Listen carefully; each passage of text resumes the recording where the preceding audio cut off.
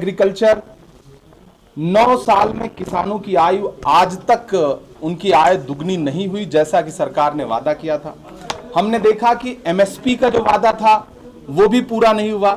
दिल्ली के करीब, सिंघू बॉर्डर के करीब बैठ करके 700 किसानों ने शहादत दी, अपनी कुर्बानी दी अपनी, तब जाकर के जो कृषि कानून था, जो काला कानून था, उसको हुकूमत को वापस लेना पड़ा। हम उस पर सवाल पूछ रहे हैं। और एक बहुत बड़ा सवाल है करप्शन का। यह सरकार अपना चेहरा चमकाती है और यह कहती है कि नहीं, ना खाऊंगा ना खाने दूंगा का नारा लगाने वाली सरकार किस तरह से अपने दोस्तों को फायदा पहुंचा रही है कि अडानी को फायदा पहुंचाने के लिए एलआईसी और एसबीआई में जमा अवाम की गाढ़ी कमाई का जो पैसा है वो दांव पर लगाया गया। और राहुल गांधी जी ने पार्लियामेंट से लेकर के सड़क तक पूरी भारत जोड़ो यात्रा के दौरान एक सवाल पूछा कि 20,000 करोड़ रुपए अडानी की कंपनियों में जो लगे हैं वो किसके हैं। उसको लेकर के इस सरकार के पास आज तक कोई जवाब नहीं है। हमारा एक बहुत बड़ा सवाल है, यह सरकार नेशनल सिक्योरिटी पर, राष्ट्रीय सुरक्षा पर बड़े बड़ी बातें करती है।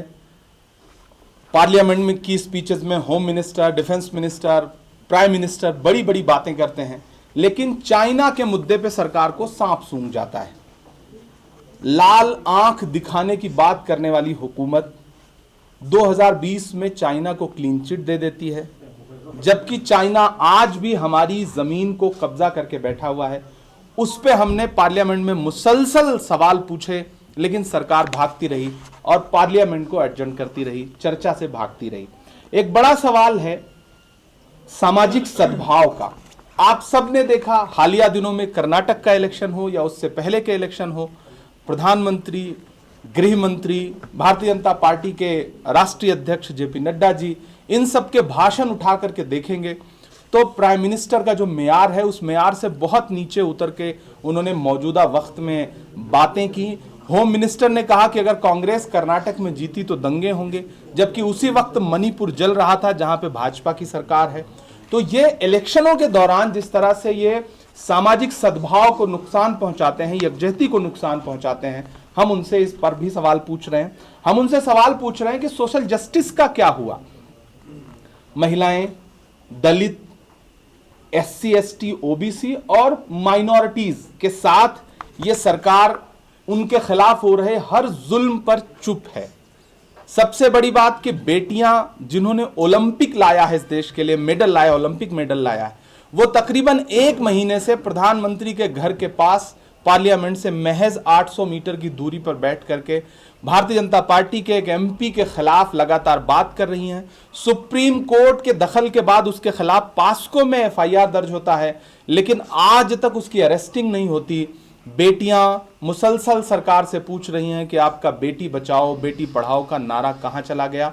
हमारी आंखों ने यह भी देखा कि किस तरह से 15 अगस्त को लाल किले की दीवार से प्राइम मिनिस्टर ने महिला सुरक्षा पे बड़ी बड़ी बातें की और उसके महज 1.5 घंटे बाद गुजरात में बिल्किस बानो के जो बलात्कारी थे उनको सरकारी शह पर रिहा किया गया, उन्हें माला पहनाई गई, भारतीय जनता पार्टी के नेताओं ने उनका इस्तकबाल किया।